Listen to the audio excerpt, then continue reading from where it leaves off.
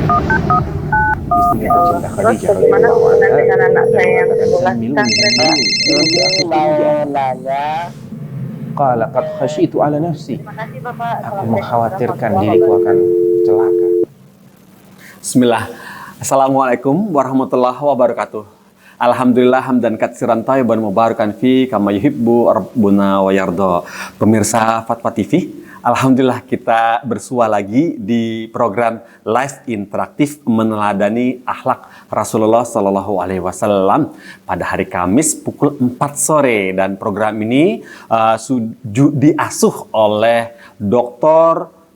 Sufyan Baswedan Hafizahullah Ta'ala. Nah, program ini sudah berjalan dari mulai bulan puasa lalu, insya Allah ya, seperti itu ya seingat saya. Baiklah, bagi pemirsa yang ingin berpartisipasi bisa di nomor telepon 021 kode Jakarta nih, 212-32-333. Kami ulang ya, 021-212-32333. Nah, kodenya Jakarta. Insya Allah Ustadz Sofyan dari studio Fatwa TV yang ada di Kota Solo bersedia menjawab, insya Allah. Mari kita sapa Ustadznya dulu ya. Assalamualaikum warahmatullahi wabarakatuh, Ustadz Sunnah. Waalaikumsalam warahmatullahi Alhamdulillah. wabarakatuh. Bagaimana kabar, Ustadz? Iya. Alhamdulillah sehat. Putih-putih, Masya Allah. Kayak jangan jalan di taman ya, Ustadz. Nanti dikira kelinci loh. Putih-putih, Masya Allah. Ustadz, gini Ustadz, banyak beberapa teman-teman di sini dan di lingkungan kami, saya kebetulan Qadra tinggal di Bogor, Ustadz. Dan banyak dengan situasi yang sekarang, terkait masih pandemi, banyak yang uring-uringan gitu, Ustadz. Ya, rezekinya belum kembali pulih, pekerjaannya belum, ada yang keluar belum dapat pekerjaan. Mohon beri nasihat kami agar kami bisa bersabar gitu menghadapi situasi yang pandemi ini. Kok kirain udah selesai habis lebaran, taunya masih lanjut. Supaya kami sabar gitu, Ustaz. Gimana, Ustaz? Bismillah, alhamdulillah, wassalatu wassalamu ala rasulillah wa ala alihi wa sahbihi man wala amma ba'd. Barakallahu fiik ya para pemirsa Fatwa TV. Memang Allah Subhanahu wa taala sudah menjanjikan bagi orang-orang yang beriman bahwa Allah tidak akan menerima iman mereka kecuali harus melewati berbagai macam ujian. Wa lanabluwannakum bi syai'in minal khauf wal ju' wa naqsin minal amwal wal anfus was thamarat wa basyiris sabirin. Kami pasti akan menguji kalian dengan sedikit ketakutan, rasa lapar, kekurangan harta, jiwa, dan seterusnya. Dan berilah kabar gembira bagi orang-orang yang sabar. Dan itu, ujian itu sedikit. Sedikit. Dibandingkan apa? Dibandingkan pahala yang Allah akan berikan kepada kita manakala kita lolos dalam melewati ujian. Nah, tentunya yang menjadikan seorang muslim itu istimewa adalah karena dia bisa bersabar. Karena ujian ini akan menimpa semua kok. Gak hanya yang beriman saja, yang kafir pun diuji oleh Allah. Iya, benar, Ustaz. Cuman yang membedakan adalah yang bisa menjadikan ujian atau membalik ujian itu menjadi ladang pahala hanya orang-orang beriman. Ya. Oleh karena itu, sikap seorang mukmin ketika menghadapi ujian, dia bersabar. Bersabar itu artinya dia menahan dirinya, menahan hatinya terlebih dahulu dari perasaan jengkel, perasaan tidak terima, perasaan kesal. Kenapa kok saya? Kenapa bukan si fulan? Nggak boleh ada perasaan-perasaan seperti itu. Sabar diaplikasikan juga pada lisan kita, yaitu dengan tidak mengucapkan ucapan-ucapan yang menafikan kesabaran. Dan yang ketiga, sabar diaplikasikan pada anggota badan kita dengan tidak melakukan hal-hal yang menafikan kesabaran. Itu minimal, Mas Wongki. Iya, Ya, minimal kita bersabar. Dan insya Allah dengan sabar, maka musibah ini, berbagai kesulitan ini akan menjadi lumbung-lumbung kebaikan. Wa basyiris sabirin, beri kabar gembira orang-orang yang sabar. Allah tidak menjelaskan sebesar apa kabar gembira itu, sampai mana, enggak. Karena memang balasan bagi orang yang sabar itu enggak dibatasi oleh Allah. Innama yuwaffas sabiruna ajrahum bighairi hisab. pahalanya orang-orang yang sabar itu akan disempurnakan nanti pada hari kiamat tanpa ada batasan hitungan tertentu. Nah, jadi kita sabar, tapi kita tetap berusaha melakukan sebab-sebab. Bagi yang ingin mendapatkan pekerjaan, ya tetaplah dia berusaha mencari lapangan kerja atau berusaha untuk menjadi wira swasta, buka dagang kecil-kecilan. Ya, karena Allah Subhanahu wa taala tidak mungkin menutup semua pintu rezeki. Mustahil. Selagi manusia itu ajalnya belum habis, berarti rezekinya masih ada. Oh, Masya Allah. Dan selagi rezekinya itu masih ada, pasti bisa didapatkan dengan cara yang halal. Nah, jadi ujiannya itu seberapa lama kita bersabar mencari rezeki kita dengan cara yang halal. Itu saja. Masya Allah. Ya, gak akan habis rezeki kita sebelum umur kita habis. Ya, baik. Masya Allah, Ustaz, seperti itu ya, Ustaz. Ya, masyaraatnya, Masya Allah. Semoga saya dan semua teman-teman di sini juga pemirsa Fatwa TV dan pendengar radio bisa bersabar dalam menghadapi situasi seperti ini. Dan tentu saja bukan cuma kita yang mengalami di sini, dan seluruh penjuru dunia juga mengalami seperti ini ya, Ustaz ya. Jadi semuanya, seluruh dunia harus Kafir sabar. Iya, harus sabar. Muslim, kafir. Iya, jangan pergi ke toko senjata ya untuk seperti itu.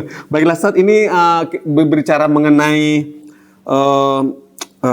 radio. Di sini sudah ada anggota RTVC atau radio yang tergabung dalam RTVC sudah merelay acara ini. Ada 11 radio, saya coba sebutkan di sini. Radio Sahabat Tegal, kemudian Radio MD FM Probolinggo, Radio Gema FM Bontang, Radio Hang FM Batam, Radio Al-Hikmah Banyuwangi, Radio Tua FM Riau, lantas Radio Madinah Carumban, kemudian Radio Amuba Pangkal Pinang, Radio Dai Tengaran, kemudian Radio Sago FM Sumatera Barat, lantas Radio Albina AM Bekasi. 11 radio yang merelay. Nah, insya Allah semoga dapat mengambil manfaat dari ilmu yang diberikan oleh Dr. Sufyan Baswedan Hafizahullah Ta'ala. Baik, Ustaz, bolehkah kita mulai dari pertanyaan pertama, Ustaz?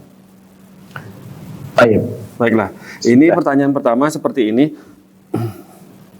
Dari Abu Aldi di Pamulang, Tangerang Selatan. Assalamualaikum warahmatullahi wabarakatuh, Ustadz Sofyan. Bagaimana dengan konsep rezeki dengan situasi yang seperti ini? Pertama, bahwa saya ketahui rezeki itu sudah Allah tentukan 50.000 tahun sebelum penciptaan langit dan bumi. Kedua, seseorang tidak akan wafat sebelum dia menghabiskan rezekinya.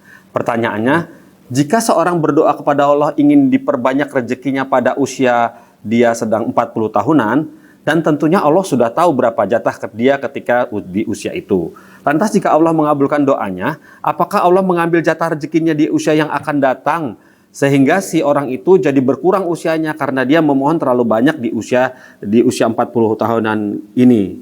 Mohon pencerahannya ya, Ustaz. Iya, nggak seperti itu ya. Nggak ada perubahan pada ketetapan Allah yang sudah tertulis di Lauhul Mahfuz. La yubaddalul qawlu ladayya wa ma ana bidzallamin lil 'abid. Tidak ada pergantian pada ucapan yang ada di sisiku di Lauhul Mahfuz, dan aku tidak menzalimi hambaku sama sekali. Jadi dia nggak akan mengambil atau tidak akan mengurangi umurnya manakala dia minta tambahan rezeki. Iya. Karena permintaan dia itu sudah tercatat juga. Oh iya, benar. Iya, dan itu kan terjadi untuk yang akan datang. Iya. Yang akan datang kan dia emang nggak tahu umur dia itu sebenarnya yang tertulis di Lauhul Mahfuz berapa, dia nggak tahu. Oh iya. Masya Allah. Iya benar, Ustaz. Masya Allah. Jadi seperti itu, Ustaz ya. Ya, pemirsa, seperti itu jawaban dari Ustaz Sofyan. Baiklah, ini boleh lanjut, Ustaz. Ini ke pertanyaan nomor 2. Masya Allah. Pertanyaan nomor dari Umu Dati di Citayam. Assalamualaikum warahmatullahi wabarakatuh, Ustaz Sofyan. Apakah fadilah membaca surat Al-Mulk itu memiliki fadilah yang seperti dijanjikan, yaitu terbebas azab kubur? Bagaimana kesohihan hadisnya? Mohon pencerahannya. Ya, insya Allah itu hadisnya sahih. Hanya saja yang penting bagaimana kita mengamalkan hadis ini dan juga mengamalkan hadis-hadis yang lain supaya kita tidak parsial dalam menjalankan aturan Allah dan Rasulnya Shallallahu Alaihi Wasallam. Memang surat Al-Mulk adalah salah satu penyebab yang diakui secara syar'i dapat menjauhkan seseorang dari azab kubur, Ya. dapat mengajukan syafaat untuknya pada hari kiamat. Hanya saja tetap itu dipersyaratkan dia harus mati dalam keadaan bertauhid. Iya. Tidak boleh dia mati dalam keadaan musyrik Iya. atau dalam keadaan kafir. Kemudian juga mati dengan husnul khatimah, ya, Iya. bukan dalam keadaan bermaksiat. Iya. Kalau dia dalam keadaan bermaksiat, maka tetap ada kemungkinan dia akan disiksa sebagaimana cara dia mati. Contohnya nih ya, mati bunuh diri. Oh iya benar. Man qatala nafsahu bihadidatin fahadidatuhu biyadihi Jadi. yaja'u biha batnuhu Iya. ila yaumil qiyamah khalidan mukhalladan fiha abadan.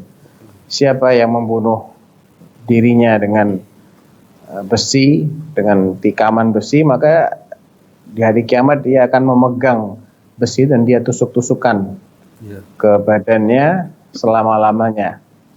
Dan demikian juga orang yang mati dengan minum racun dan semisalnya. Artinya jangan sampai di akhir hayatnya dia dalam keadaan bermaksiat apalagi bunuh diri. Maka percuma aja dia selama itu membaca surat Al-Mulk kalau ujung-ujungnya dia melakukan sesuatu yang justru menyeret dia ke neraka.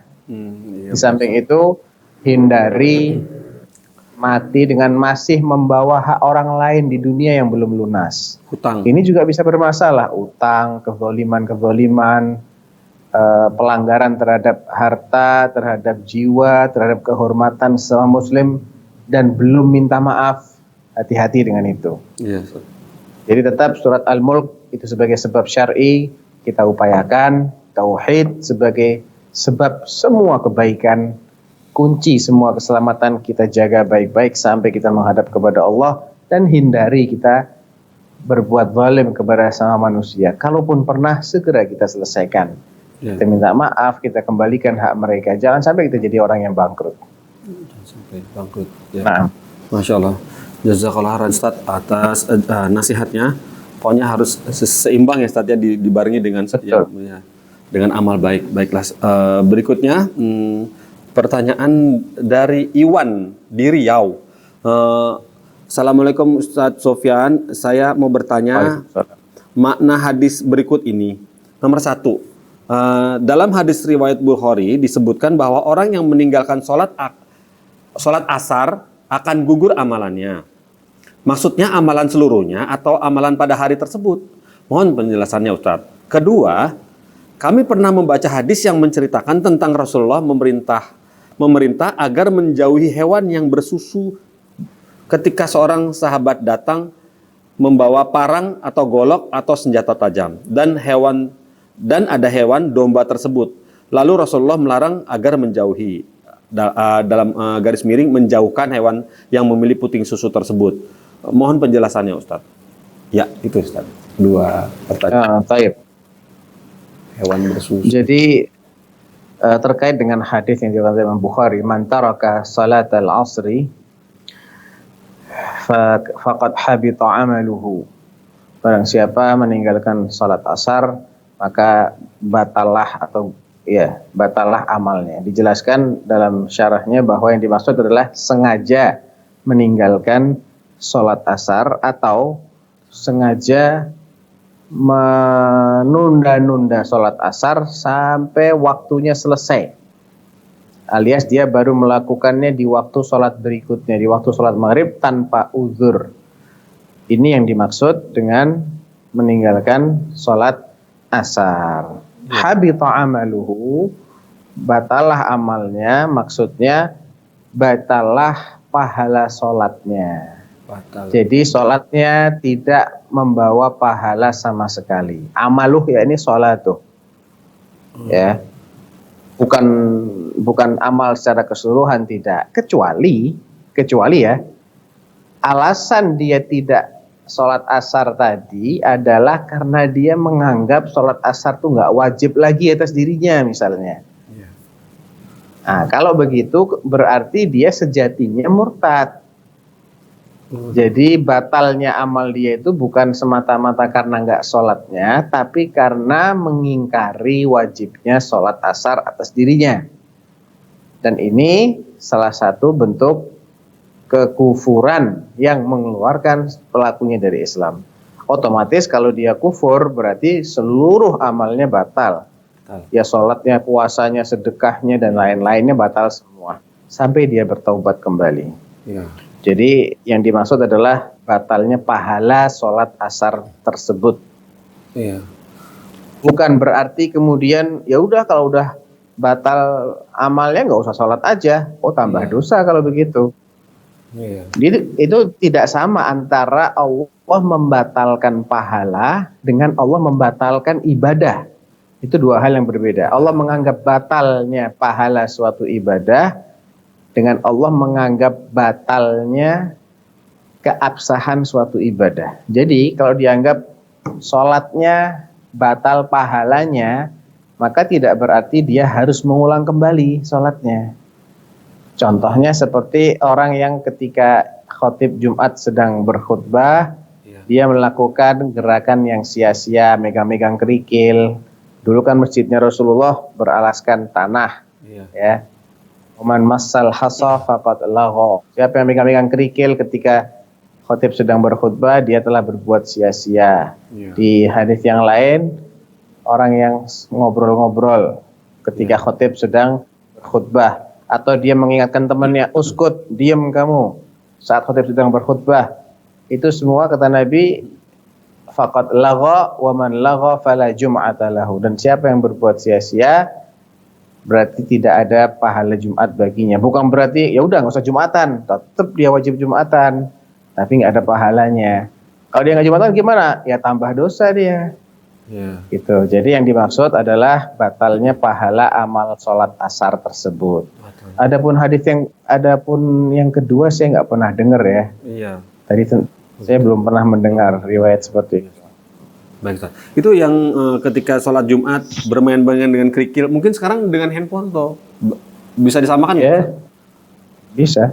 Khotib lagi bicara terus main handphone, atau gitu, dia baca WhatsApp. Ya, gambar-gambar di atas permadani masjid, ya, membuat garis-garis. Pokoknya sesuatu yang melalaikan dia dari menyimak khutbah. Karena menyimak khutbah itu harus wajib. Ya harus. Wajib. Baiklah, Masya Allah Ustaz. Jazakumullah khairan Ustaz atas jawabannya. Baiklah, ini pertanyaan berikut. Dari tidak menyebutkan nama dan tempat di sini. Maaf, ini Assalamualaikum Ustaz Sofyan. Apakah anak perempuan dan perempuan dewasa boleh dilatih atau berlatih memanah? Ana pernah baca fatwa Syekh Albani bahwa hal tersebut termasuk bid'ah modern. Tapi Ana tidak tahu kesohihan fatwa tersebut. Mohon penjelasannya Ustaz. Coba diulangi tadi apa yang tanyakan tadi pertanyaannya? Anak perempuan dan perempuan dewasa boleh dilatih berkuda? Atau memanah. Oh, memanah. Iya. Memanah saja ya, tidak pakai berkuda ya? Tidak. Di sini bilangnya memanah aja. Ya mungkin yang hobi baru ini. Apa ya? Saya juga tidak menemukan sih dalil khusus yang melarang hal tersebut sejauh yang saya tahu ya. Kalau memang ada hadisnya dan hadisnya sudah dinyatakan valid oleh Syekh Al-Albani, ya kita ikuti aja. Oh, gitu. Tapi saya pribadi saya tidak tahu apa yang dimaksud dalil tersebut itu seperti apa, saya nggak tahu. Oh, iya. Hukum asalnya sih boleh, hukum asal ya, kita bicara hukum asal boleh. Oh, boleh. Itu kan bagian dari olahraga ya, bagian dari Bela diri. Bela diri. Jadi secara dasar hukumnya itu juga bukan masuk kategori ibadah, berarti kan muamalah, dan al-asal fil muamalah itu mubah kecuali yang ada larangannya. Kalau kita belum mengetahui secara pasti mana dalil yang melarang, ya berarti kita kembalikan kepada hukum asal yaitu mubah, boleh, nggak ada masalah. Ya, Masya Allah. Alhamdulillah. Seperti itu jawabannya ya, pemirsa Fatwa TV dan pendengar radio. Semoga dapat diambil manfaatnya. Baik, Alhamdulillah Ustadz, ini sudah ada penelpon masuk, boleh kita tanggapi ya Ustadz ya? Assalamualaikum Fatwa TV. Waalaikumsalam warahmatullahi wabarakatuh. Oh, iya, Toib, dari Bapak siapa di mana? Dari Abu Ibrahim. Ya, Abu Ibrahim bagaimana? Depok. Alhamdulillah. Silakan. Ustadz Sofyan. Halo, Iya. Assalamualaikum. Waalaikumsalam warahmatullahi wabarakatuh. Ana mau nanya Ustadz, beberapa waktu lalu Ana itu pernah dengar kajian di sosial media deh. Itu ada asatidzah yang menyampaikan bahwa ayat-ayat ataupun hadis-hadis itu yang menyatakan bahwa tidaklah beriman seseorang yang tidak mencintai saudaranya seperti itu. Kemudian dia menukil juga ayat-ayat yang mengatakan itu tidaklah beriman seseorang yang melakukan sesuatu gitu. Apakah itu sudah langsung keluar dari keimanannya atau bagaimana Ustaz? Atau ada kriteria-kriteria khusus? Karena di situ itu ada judulnya yang agak mengerikan ya. Itu keluar Islam secara tidak sadar gitu. Itu sampai seperti itu. Apakah penafsirannya semudah itu atau ada kriteria-kriteria khusus Ustaz? Itu aja Iya, barakallahu fiik. saya tanyakan. Wa fiik barakallah. Syukran Ustaz. Assalamualaikum warahmatullahi wabarakatuh. Waalaikumsalam warahmatullahi wabarakatuh. Terima Ya, kasih, Abu kita harus tahu bahwa an-nafi fi lughatil Arab, penafian, tidaklah beriman. Bukan penafian namanya, menafikan keimanan. Iya. Dalam metodologi atau tata gaya bahasa Arab, itu bisa bermakna salah satu dari tiga. Ya, pertama menafikan keberadaan sesuatu. Kalau dikaitkan dengan iman berarti tidak memiliki keimanan sama sekali. Itu kira-kira artinya. Atau bisa juga diartikan tidak atau menafikan kesempurnaan sesuatu. Bukan keberadaannya. Ada, tapi nggak sempurna. Nah, nggak sempurna ini terbagi menjadi dua. Istilahnya nafyul kamal. Kalau yang pertama nafyul wujud, menafikan keberadaan. Nol, nggak ada imannya sama sekali. Kemungkinan yang kedua adalah nafyul kamal, menafikan kesempurnaan iman. Nah, kesempurnaan itu ada dua macam. Kamalul wajib dan al-kamal al-mustahab. Kesempurnaan yang hukumnya wajib, artinya apa? Meskipun dia nggak murtad, tapi dia dosa. Iya. Itu namanya kalau dia itu namanya menafikan sesuatu yang sifatnya harus ada. Kalau sampai nggak ditemukan hal ini, imannya nggak batal sih, nggak, tapi dia dosa, nggak sempurna dan berdosa. Sah sebagai mukmin, tapi dia fasik. Sah mukmin tapi fasik. Iya, ada kalanya kamalnya ini kamalul mustahab, kesempurnaan yang tidak wajib, tapi sunnah aja gitu loh. Contoh, bersiwak atau jangan bersiwak lah. Apa ya misalnya ya? Sesuatu yang dinafikan dan itu bukan berarti kalau dilakukan dia berdosa, tapi sekedar dia meninggalkan sesuatu yang sunnah. Jadi intinya tidak bisa kita pukul rata. Tidak bisa kita pukul rata. Tidaklah beriman orang yang begini-begini. Oh, berarti orang itu harus kita anggap murtad. Nggak boleh seperti itu. Tergantung apa pasalnya, penyebabnya apa. Misal nih, yang tidak beriman tapi untuk menafikan sesuatu yang wajib, bukan menafikan keberadaan iman itu sendiri. Nabi pernah bersumpah 3 kali, wallahi la yu'min, wallahi la yu'min, wallahi la yu'min. Demi Allah nggak beriman, demi Allah nggak beriman, demi Allah nggak beriman. Man ya Rasulullah, siapa yang kau maksud nggak beriman, nggak beriman, nggak beriman ini? Ya, man la ya'man jaruhu bawa'iqahu. Ya, ini siapa saja yang tetangganya tidak bisa merasa aman dari kejahatannya. Jadi tetangganya selalu ketakutan, jangan-jangan dia berbuat sesuatu yang mengganggu saya, mendolimi saya. Kalau sampai ada orang yang begitu sama tetangganya, dia nggak beriman nih. Apakah berarti dia murtad? Tidak. tapi dia melakukan dosa. Tetap dia berstatus mukmin tapi fasik gara-gara dosa ganggu tetangga. Itu salah satu contoh ya. Iya. Jadi la yu'min tapi tidak berarti mengkafirkan. Contoh lain, la yazni zani hina yazni wa huwa mu'min. Wa la yasriku sariqu hina yasriq wa huwa mu'min.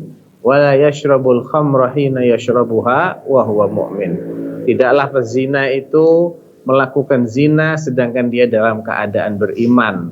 Kira-kira yang dimaksud iman di sini kesempurnaan iman yang wajib ataukah kesempurnaan iman yang sunnah? Berzina ya. Iya. Tidak berzina. Tidak tidak berzina itu kaitannya dengan kewajiban atau sekedar sunnah saja. Kita disunahkan nggak berzina atau kita wajib nggak berzina? Wajib Ustaz, wajib. Wajib nggak berzina. Berarti Iya. kalau dia berzina dia dosa tapi nggak batal, Nggak batal. nggak murtad, selagi dia tidak menghalalkan zina loh ya. Iya. Gitu. Tapi ada kalanya yang dinafikan itu sesuatu yang berkaitan dengan aslul iman, dengan syarat-syarat keabsahan syahadat kita. Contoh, fala wa rabbika la yu'minun hatta yuhakkimuka fima syajara bainahum thumma la yajidu fi anfusihim harajan mimma qadaita wa yusallimu taslima. Sungguh demi Tuhanmu wahai Allah, wahai Rasulullah, la yu'minun, sebenarnya mereka tidaklah beriman sampai mereka menjadikanmu sebagai hakim atas setiap perselisihan mereka.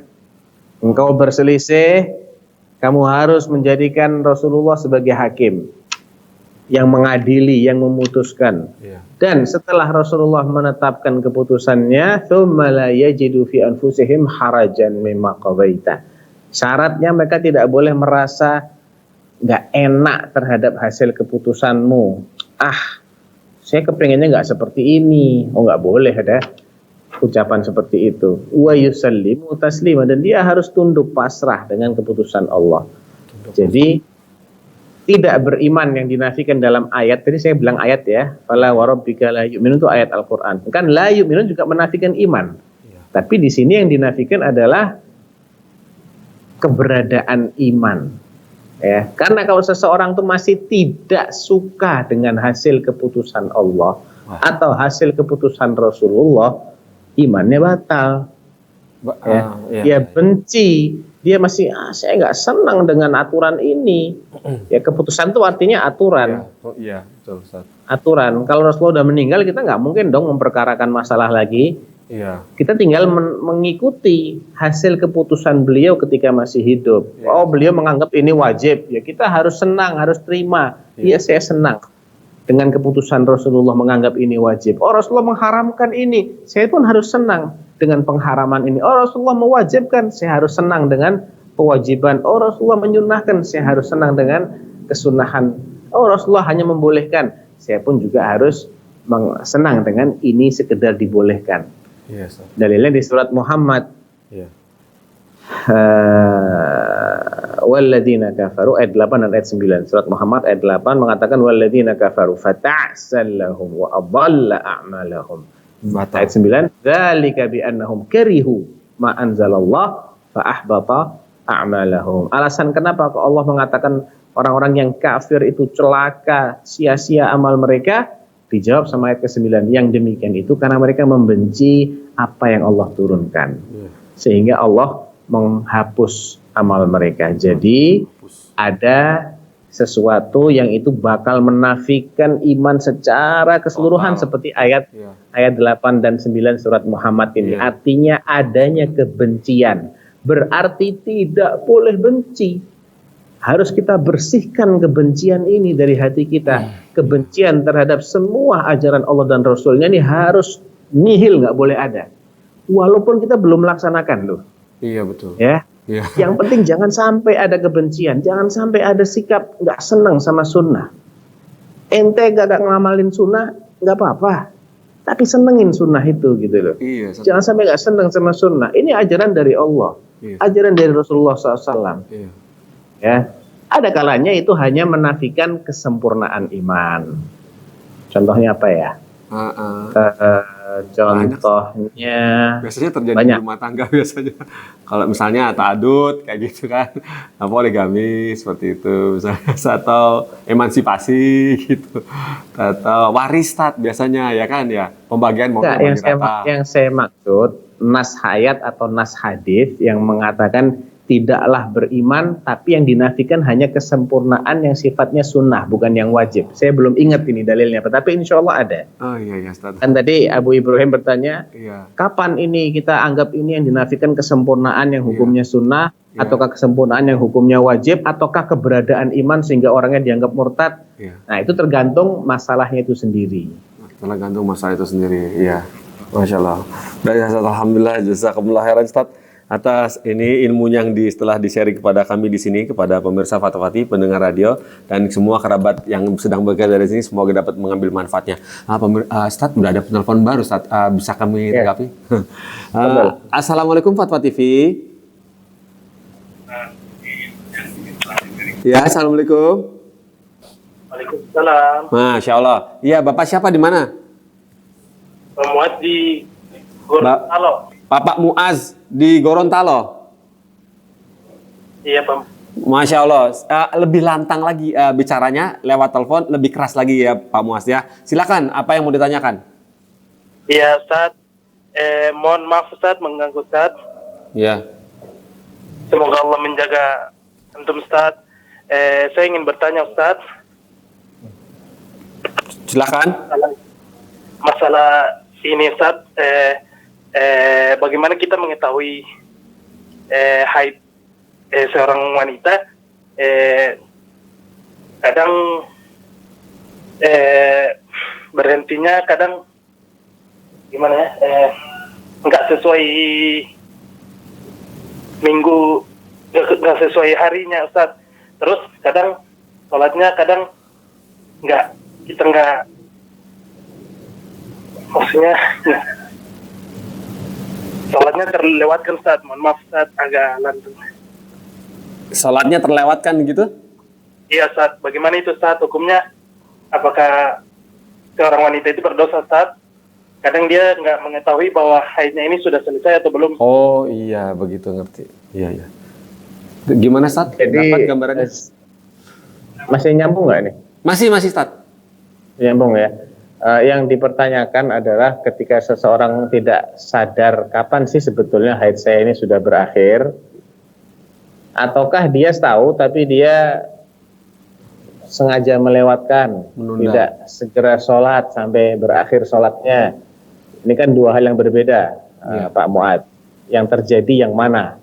Kalau yang terjadi adalah si wanita ini nggak tahu persisnya kapan haid dia berakhir, Iya. harusnya dia tidak menggampangkan seperti itu. Iya, Ustaz. Ini kan kewajiban. Dia harus cek terus. Dia harus cek. Iya. Tiap hari dia harus cek. Harus cek. Kalau dia belum memiliki periode tertentu atau kebiasaan, Iya. misalnya tanggal sekian sampai tanggal sekian biasanya, dia belum memiliki, dan dia baru-baru aja haid, Iya.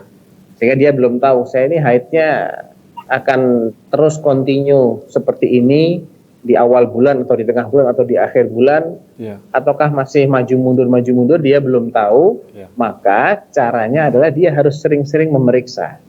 Tiap datang waktu sholat, dia cek, oh masih ada flek, masih ada bercak, berarti belum selesai haidnya. Selesai.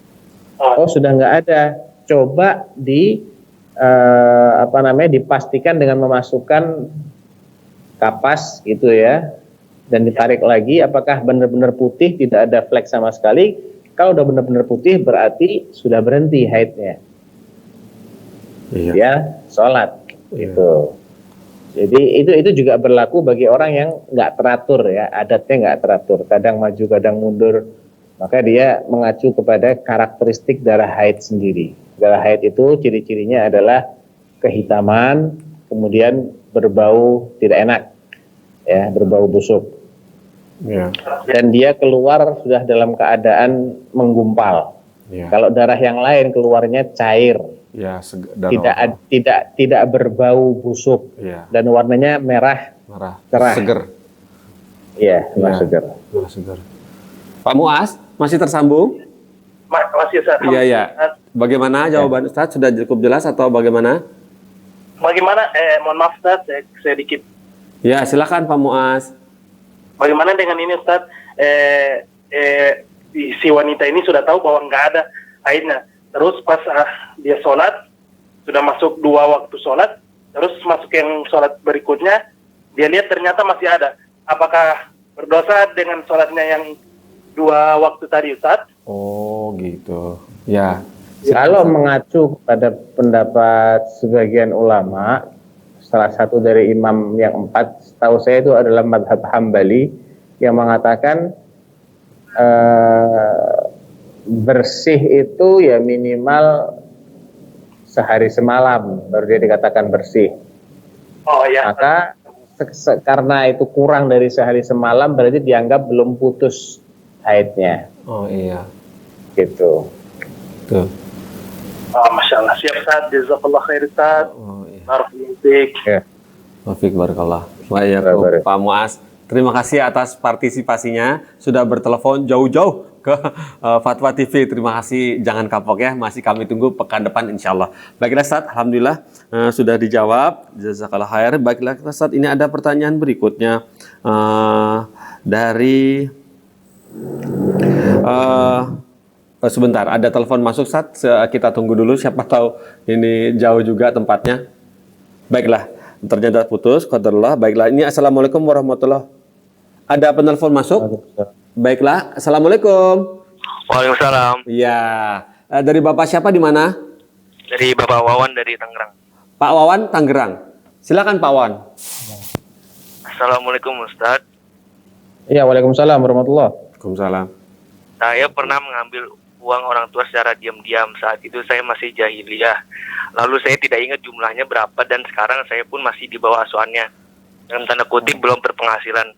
Apa yang harus saya lakukan supaya taubat saya diterima? Soalnya jika saya mengakui khawatir mudaratnya besar. Dan apakah saya cukup bersedekah dengan niat membersihkan uang yang saya ambil tersebut secara diam-diam? Sekian pertanyaannya. Wassalamualaikum warahmatullahi wabarakatuh. Waalaikumsalam warahmatullahi wabarakatuh. Masya Allah, mantap. Ya, terima kasih Pak Wawan. Orang tuanya masih hidup nggak? Sudah diputus Ustaz. Sepertinya masih hidup sudah kalau nadanya seperti itu. Sudah ditutup teleponnya. Sepertinya masih Ya hidup. sebetulnya ini ada perinciannya ya. Oh, ada gitu. perinciannya. Artinya kapan anak di sini juga termasuk istri ya, boleh mengambil harta dari orang yang wajib menafkahinya. Kalau anak ya dari orang tuanya, bapaknya. Kalau istri dari suaminya. Karena kan nafkah anak itu tanggungan bapak, nafkah istri tanggungan suami. Ya. Kapan dua pihak ini, anak maupun istri ini boleh mengambil harta orang yang wajib menafkahinya tanpa sepengetahuan dia? Syaratnya adalah pertama, apabila si bapak atau si suami tidak memberikan nafkah yang cukup Ya. ya kepada yang mereka harusnya menafkahi itu. Ya. Dan nafkah itu ada minimalnya. Minimal nafkah adalah menjamin makan, kemudian ya, termasuk minum tentunya ya, makan minum, tempat tinggal, Ya. pakaian yang layak. Yang layak itu sesuai dengan rumah orang yang kondisinya menengah itu seperti apa, yang kondisinya kaya seperti apa, yang kondisinya miskin seperti apa. Masing-masing ada Tingkatan. patokan sendiri. Ya. Tiap daerah beda ya, nggak bisa kita pukul rata. Kembali kepada urf. Jadi syarat yang pertama adalah bapaknya, ini kan anak yang tanya nih, bapaknya anak. tidak mencukupi nafkahnya dia, Ya. maka dia boleh ambil, Ya. tapi dengan syarat sekedar untuk menutup kekurangan, Iya. nggak boleh lebih dari itu. Dalilnya apa? Dalilnya adalah ketika Fathu Makkah, penaklukan kota Makkah, istrinya Abu Sufyan, Hindun binti Utbah, ketika berbaiat kepada Rasulullah, menyatakan diri masuk Islam, dia curhat, ya Rasulullah, inna Aba Sufyan rajulun syahih, la yu'tini ma yakfini wa waladi, afa akhudhu min malihi. Wahai Rasulullah, Abu Sufyan ini agak pelit Rasulullah, dia nggak ngasih anak nafkah yang cukup untuk saya dan anak-anak saya, boleh nggak aku ambil sebagian dari hartanya tanpa sepengetahuan dia? Kata Nabi, khudhi mimmalihi ma yakfiki wa waladaki bil ma'ruf. Boleh kau ambil sebagian hartanya Abu Sufyan ini untuk mencukupimu dan mencukupi anak-anakmu bil ma'ruf, sesuai dengan standar urf. Gitu. Iya. Sudah kebiasaan. Jadi kalau yang dilakukan oleh si anak itu masuk kategori yang ini, maka itu adalah hak dia. Iya. Dia tidak perlu kembalikan. Seperti bayar kuliah gitu, Ustaz ya. Iya, bayar. Ya, yang nyuruh sekolah bapaknya, masa anaknya yang suruh bayarin? Ya bapaknya lah yang bayarin. Ya, termasuk transportasi untuk ke sekolah. Iya. Kan itu bagian dari melaksanakan keinginan bapaknya. Misalnya seperti itu. Iya. Tapi kalau cuma untuk warnet, main game kemari, main game, itu nggak boleh. Berat deh. Nggak boleh. Iya, Dia nggak harus boleh. kembalikan kepada bapaknya. Iya, Ustaz. Dia harus kembalikan. Iya. Ya misalnya begini nih. Nah, ngembalinya gimana caranya gitu? Itu dia yang ditanya. Kembalinya Ustaz. begini. Kalau orang ingin bertaubat dari dosa berupa mengambil harta milik orang lain, Iya. maka dia tidak perlu mengaku di depan orang ini, saya yang mengambil hartamu. Yang penting kembalikan. Oh, gitu. Berapa banyak dia pernah ambil, yang penting kembalikan. Kalau orangnya masih hidup, langsung kepada orangnya. Kalau orangnya sudah meninggal, kepada ahli warisnya. Nggak Dia ketemu sendiri. juga ahli warisnya di mana, barulah dia sedekahkan senilai dengan yang pernah dia ambil tadi, dengan niat pahalanya untuk si mayit. Iya, Masya Allah, Ustaz. Dan dia nggak perlu ngaku, Pak, ini saya dulu ngambil, nggak ngomong-ngomong, ntar malah dimarah dia. Iya, Ustaz. Bilang aja, Pak, ini ada orang ingin ngomongnya dia punya utang sama Bapak. Sekarang dia mau lunasin. Siapa orangnya? Dia nggak mau ngasih tahu, Pak. Gitu aja. Iya, Ustaz. Nggak apa-apa. Nggak apa-apa ya, Nggak Ustaz. apa-apa. Nggak apa-apa. Iya. Kalau bahas ini panjang-panjang saya jadi malu sendiri, Ustaz. Jadi ingat masa lalu. Astagfirullah. Ya, baiklah, Ustaz. Ini sudah menunggu penelpon baru, boleh kami sapa ya, Ustaz ya? Alhamdulillah. Assalamualaikum, Fatwa TV. Halo. Iya, assalamualaikum. Waalaikumsalam. Iya, Bapak siapa di mana? Pak Haji Muhammad, Bapak Haji Muhammad di mana? Surabaya. Surabaya, Masya Allah, Surabaya. Silakan Pak Haji Muhammad. Mau tanya, Iya, ada istilah ta'assub ya, ta'assub, fanatik, fanatik, ya. atau apakah itu merupakan salah satu sifat atau golongan orang yang sesat? Ta'assub. Ta'assub. Itu saja Bapak Muhammad pertanyaannya? Ya, betul. Itu saja? Ya. Baiklah. Jazakallah Nah. atas partisipasinya. Jadi ta'assubnya tentunya harus kita dudukkan dulu ya. Ta'assub kepada kebatilan, ya itu sifat golongan yang sesat. Ya, tapi kalau ta'assub kepada sesuatu yang benar, Ya. justru itu sifat orang yang selamat. Dia harus ta'assub, harus fanatik dia sama kebenaran. Jadi fanatik ini fanatik yang tercela, yang berbahaya adalah fanatik kepada selain kebenaran. Ya. Entah itu fanatik kepada tokoh yang tidak maksum tentunya ya, karena kalau Nabi maksum, Masuk, ya betul. Nabi itu kebenaran, nggak mungkin Nabi itu salah gitu Ya. ya. Semua yang memang itu merupakan ajaran Nabi SAW untuk umatnya, Ya. kita harus fanatik. Ya. Ya. Demikian juga fanatik kepada negara tanpa melihat posisi negara itu. Apakah negara di pihak yang benar ataukah di pihak yang salah? Pokoknya saya akan belain negara saya mati-matian, entah negaranya itu di pihak yang menjajah negara lain, Ya. atau menzalimi negara lain, atau Iya. menyerang negara lain. Nggak boleh fanatik seperti itu. Iya. Fanatik kepada suku, kepada ras, kepada ormas, Komunitas. nggak boleh. Komunitas, Iya. itu adalah bentuk asabiyah, jahiliyah. Ya, bahkan Nabi SAW mengatakan, "Laisa minna man qatala ala asabiyah, wa laisa minna man mata ala asabiyah." Bukan termasuk golonganku orang yang berperang demi fanatisme golongannya dia atau sukunya atau komunitasnya, dan bukan golonganku orang yang mati gara-gara mempertahankan asabiyah. Itu termasuk budaya jahiliyah. Budaya jahiliyah. Nah, Masya Allah Ustaz, jazakallah khairan Ustaz atas jawabannya. Semoga Pak Muhammad di Surabaya tadi bisa dipahami ya Pak ya. Seperti itu maksud dari ta'assub. Baiklah ini Ustaz, sudah ada penelpon masuk, boleh kita tanggapi ya Ustaz ya. Assalamualaikum Fatwa TV. Waalaikumsalam Iya. warahmatullahi wabarakatuh. Dari Ibu siapa di mana? Dari Yunita di Bogor. Ya, silakan Bu. Ya. Assalamualaikum Ustaz. Waalaikumsalam warahmatullahi wabarakatuh. Silakan Bu. Pak Ustadz, kalau hari Jumat dan Sabtu besok puasa, Tasu'a itu ya Ustadz ya. Ya. Kan kalau hari Jumatnya berhalangan, kemudian baru bisanya hari Sabtu, itu diperbolehkan tidak Ustadz? Gimana Bu? Saya terputus tadi.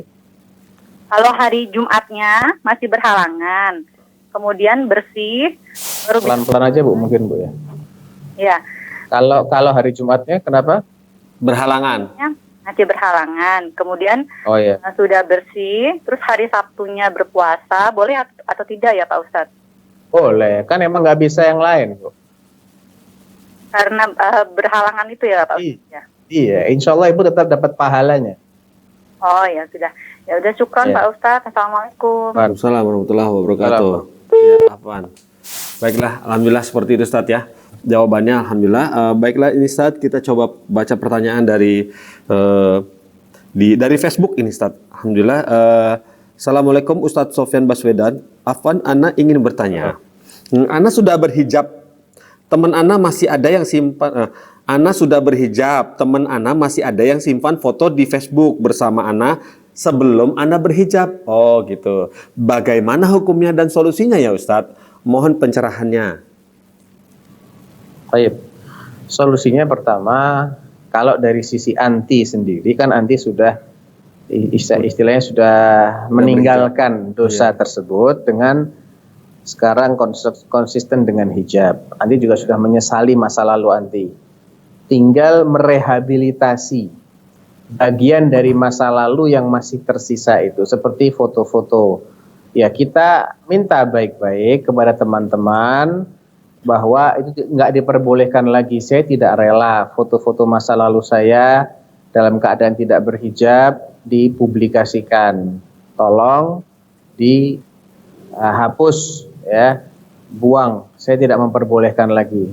Kalau ternyata mereka tidak mau, maka anti sudah bebas dari kewajiban. Itu menjadi dosa mereka. Ya, jangan sampai justru itu dijadikan sebagai alat untuk menekan. Ya, pokoknya selama anti berhijab saya akan publikasikan terus foto masa lalu biar anti meninggalkan hijab. Jangan diturutin. Justru kalau itu yang terjadi, misalnya ini kita anggap kemungkinan terburuknya lah, mereka tidak mau tahu, tetap mereka memposting itu, maka anti secara secara tuntutan syar'i sudah tidak lagi wajib untuk menghilangkan karena sudah di luar kendali anti pribadi. Yang masih dalam kendali anti bisa harus berusaha untuk menghilangkan gambar-gambar. Tapi kalau sudah di luar kendali anti, maka ya sudah. La yukallifullahu nafsan illa wus'aha. Allah nggak akan membebani kita di luar kemampuan kita. Kita istighfar aja, istiqomah, dan anggap itu sebagai godaan syaitan. Doakan agar mereka dapat hidayah dan segera menghentikan perbuatan yang tidak benar tersebut. Oh ya, Masya Allah. Seperti itu jawabannya, Masya Allah Ustaz. Baiklah, ini berikutnya ada lagi Ustaz, penelpon Ustaz. Adalah penelpon, kita sapa ya Ustaz ya. Assalamualaikum Fatwa TV. Waalaikumsalam warahmatullahi wabarakatuh. Masya Allah. Dari Bapak siapa di mana Pak? Dari Rahmat Hidayat di Bekasi Pak. Wah, Rahmat Hidayat dari Bekasi. Silakan Pak Rahmat. Assalamualaikum warahmatullahi wabarakatuh. Sofyan Baswedan. Ya, Waalaikumsalam warahmatullahi wabarakatuh. Gimana? Silakan. Ini aja. Ya, silakan. Mungkin nggak sih kita Ustaz? Apakah mungkin? Bilang lagi. Ya, manusia biasa dalam satu hari tidak berbuat dosa. Oh, itu saja pertanyaannya Pak Rahmat? Iya, itu aja deh. Oh iya. Baiklah, terima kasih atas pertanyaannya. Ustadz, apakah memonitor dengan baik? Enggak. Baik, saya ulangi Ustadz. Saya dapat tadi pertanyaannya. Seperti ini Pak Rahmat dari Bekasi bertanya, apakah mungkin seseorang itu tidak berdosa sama sekali dalam satu hari full 24 jam? Begitu. Kira-kira? Ya mungkin aja. Mungkin aja. Pingsan seharian, tidur seharian, tidur karena pingsan, koma. Oh iya. Tapi kan nggak manfaat juga, Ustaz. Ya kan katanya mungkin dia nggak berdosa. Mungkin. Oh iya sih. Iya. Iya, maksudnya mungkin dalam menjalankan kehidupan sehari-hari mungkin bagaimana maksudnya menjaga agar tidak melakukan dosa mungkin gimana itu? Ya artinya pertanyaan jangan mungkin atau nggak mungkin, itu kan cuman logika aja. Kalau logikanya mungkin aja dia Iya, bisa iya, betul. konsisten tidak melakukan maksiat mungkin. Iya. Atau dia dalam kondisi yang tidak memiliki akal yang berfungsi seperti sedang tidur seharian, Iya. koma seharian, Iya. atau pingsan seharian. Iya, Ustaz. Ya mungkin aja kalau begitu. Iya, Ustaz, begitu ya. Tadi mungkin ya, Ustaz ya. Cuman cara kita menghindari dosa bagaimana?